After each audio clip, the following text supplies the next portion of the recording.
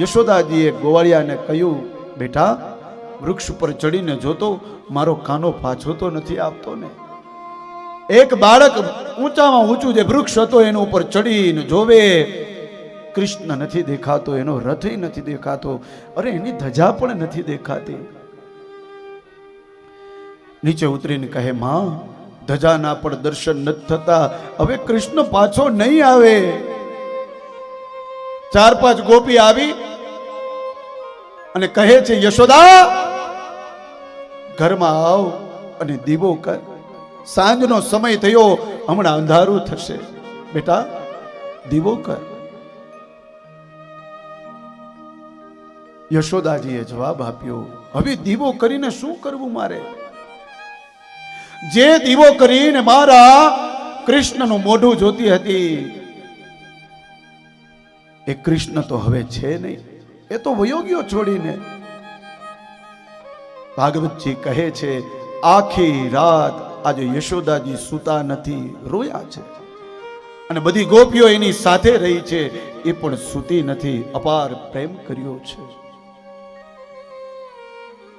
આ બાજુ રાત્રિના નંદ બાબા, કૃષ્ણ, બલરામ અને એના મિત્રો બધા પહોંચ્યા છે મથુરા. જે જગ્યાએ રહેવાની વ્યવસ્થા આપી હતી ત્યાં રહ્યા. બીજે દિવસે સવારે પ્રાતકાલ થયું અને સ્નાનાદિક કર્મ કરી સરસ મજાના વસ્ત્ર ધારણ કરી અને કૃષ્ણ બલરામ ને એના મિત્રો નંદ બાબા પાસે ગયા અને કહ્યું, બાબા આ મથુરામાં મેં પહેલી વાર આવ્યા છે, જો તમે આજ્ઞા આપતા હો તો અમે એકવાર મથુરામાં આંટો મારી આવીએ. કારણ કે ભગવાનને હવે લીલાઓ કરવી છે ને જો નંદ બાબા સાથે હોય તો લીલા પરમાત્મા કરી ન શકે. એટલે બંને ભાઈઓએ કહ્યું કે અમે જઈએ. પહેલે તો નંદ બાબાએ ના પાડી, હા પાડી કે જાઓ તમે, પણ કૃષ્ણનો જય જયકાર ન કરતા. આ મથુરા એ રાજા કંસનું છે. એના મિત્રોએ કહ્યું ઠીક છે, કૃષ્ણએ કહ્યું ઠીક છે. ધીરે ધીરે ધીરે ધીરે ધીરે એ મથુરાની ગલીઓમાં ચાલવા લાગ્યા. 8-10 ગોપીઓએ જોયું કે આ કૃષ્ણ આવે છે. ઓહો, આ નંદ અને યશોદાનો લાલો આવે છે, જેને દૂધ, માખણ, દહીં, ઘી બહુ જ ગમે અને વારે વારે એ ગોકુલમાં ઉત્સવ કરે. એ કૃષ્ણ અહીંયા આવ્યો છે આપણા મથુરામાં. તો એ 8-10 ગોપીઓએ બીજી 8-10 ને કહ્યું, એ બીજી 8-10 ગોપીઓએ બીજી 8-10 ગોપીઓને કહ્યું. 100 થી 150 ગોપીઓ ભેગી થઈ. બોલે કૃષ્ણ આપણા ગામમાં આવ્યો છે, આમને એમ ન ચાલે, એનો ઉત્સવ થવો જોઈએ. બધી ગોપીઓએ કહ્યું કે આપણે ઘરે દૂધે હશે ને માખણે હશે, મટકા ભરેલા જ હશે. જે શેરીમાંથી કૃષ્ણ નીકળે ને એનું સ્વાગત થવું જોઈએ. કેવી રીતે? તો કે દૂધ ઉડાડીને, માખણ ઉડાડીને. અને કૃષ્ણ ગલીમાંથી નીકળ્યા ને 10 ગોપીઓએ દૂધથી અભિષેક કર્યો અને જેવો દૂધનો અભિષેક થયો ને કૃષ્ણના મિત્રો બોલ્યા, કૃષ્ણ કનૈયા લાલ કી જય. આ કૃષ્ણના, બલરામજીના અને બધા મિત્રોના કપડા ભરાઈ ગયા, દૂધવાળા, દહીંવાળા, માખણવાળા. હવે કરવું શું? આવા કપડા પહેરીને નંદ બાબા પાસે જવાય? ન જવાય. બલરામજીએ કૃષ્ણનો હાથ પકડીને એમ લઈ ગયો, કૃષ્ણને લઈ જાય છે ત્યાંથી. કહે છે ક્યારનો કહું છું તને, સમજતો નથી. કૃષ્ણ કહે વાંધો નહીં મોટા ભાઈ, બોલો બોલો હવે શું કરવું છે? બોલે કરવાનું શું? આ બધા કપડા તો જોવો, આપણી હાલત જોવો, આ હાલતમાં જવાશે? હવે શું કરવાનું તું કે? કૃષ્ણ કહે મોટા ભાઈ ચિંતા ન કરો. કેમ ચિંતા ન કરું? બોલે જો સામેથી એક ધોબી આવે છે. કૃષ્ણની નજર પડી ગઈ. હમણાં બધી વ્યવસ્થા કરી દઉં છું. ધોબી આવ્યો, ઉભો રહ્યો. કૃષ્ણ એની આડા ઉભા રહી ગયા. ધોબી કહે કોણ છો? બોલે ખબર નથી કોણ છે. હું કૃષ્ણ છું, આ મારા મોટા ભાઈ બલરામ છે, આ બધા મારા મિત્ર છે ને અમે વ્રજમાંથી આવ્યા છે. તું કોણ છો? બોલે હું રાજા કંસનો ધોબી છું. એમ? તો કે હા. અભિમાનથી બોલે છે. પોટલામાં શું છે? બોલે રાજા કંસના વસ્ત્ર છે. બોલે એ વસ્ત્ર અમને બધાને આપ પહેરવા છે, અમારા બધા ભીના થઈ ગયા કપડા. ધોબી હસવા માંડ્યો. તમે ગામના ગોવાળી આવો અને આ રાજાના વસ્ત્ર છે, તમને ખબર ન પડે? રાજા કેને કહેવાય ને ગોવાળિયાઓ કેને કહેવાય ખબર નથી પડતી? બલરામે કહ્યું, એ ધોબી માની જાઓ, તમને ખબર નથી આનું નામ કૃષ્ણ છે, કાનુડો છે.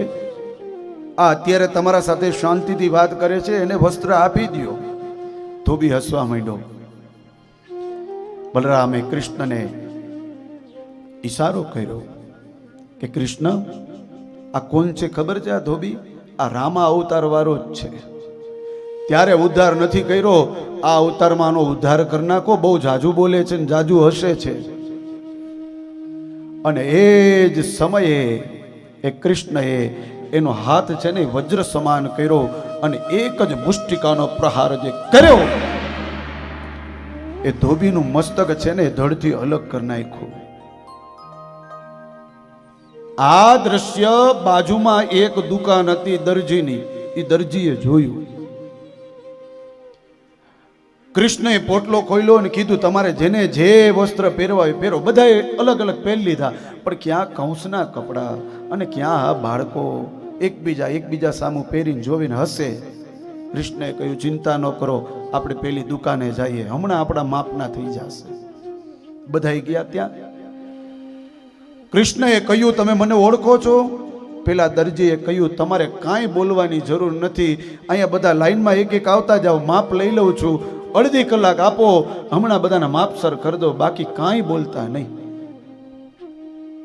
આ દ્રશ્ય પેલું જોયું હતું ને, અને અડધી કલાકમાં એટલા સરસ મજાના રાજા જેવા વસ્ત્ર તૈયાર કરી દીધા.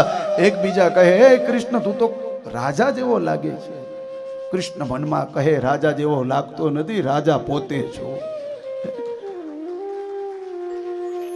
અદ્ભુત લીલા ભગવાન કરે છો, અપ્રતિમ લીલાઓ છે કૃષ્ણની. પણ આ દરજીએ આ માપસર કપડા કરી દીધા ને, કૃષ્ણ રાજી થયા. કોઈનો ભાર રાખે નહીં મુરારે. કૃષ્ણએ કહ્યું જાઓ, જ્યાં સુધી જીવો ત્યાં સુધી શીવો. અને 2024માં એક જોડી કપડાની સિલાઈ તમે 2000 લઈ શકશો ને 5000 લઈ શકશો ને સારું એવું બ્લેઝર સીવશો તો 15000 20000 એ તમને જે સારું લાગે એ કરજો તમે તમારે. આ આશીર્વાદ કૃષ્ણએ એને આપેલા છે. ધીરે ધીરે એ કૃષ્ણ બલરામની સાથે આગળ જાય છે. રસ્તામાં અથ પ્રજન રાજપથેન માધવ સ્ત્રિયમ ગૃહીતાંગ વિલેપ ભાજનામ વિલોક્ય કુબજામ યુવતીમ વરાન નામ પ્રચ્છયાંતિમ પ્રહસન રસપ્રદઃ. રસ્તામાં એક સ્ત્રી મળે છે જેના 18 અંગ વાકા છે, એનું નામ છે કુબજા.